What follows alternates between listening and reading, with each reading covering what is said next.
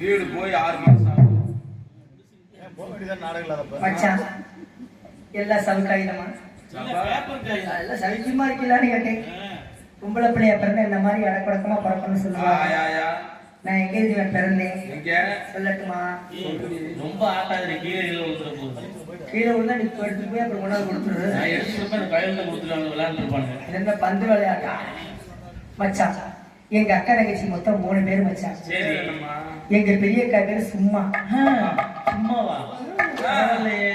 ரெண்டாவது அக்கா பேரு பிரியா. என் பேர் தான் ஓப்பனா. மனம் திறந்து பேசுறது நான் ஒரு ஆளுதான் மச்சான். எதையுமே மூடி வைக்கல. அப்பப்ப